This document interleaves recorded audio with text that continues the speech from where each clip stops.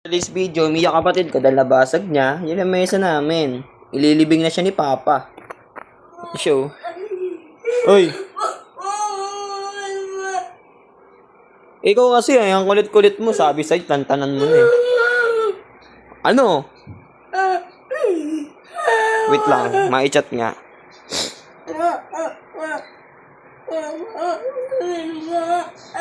May pinadaman 2x2, gago. Sige, limang konti tissue. Uy, tutuloy kuya! Okay ka na! Okay ka!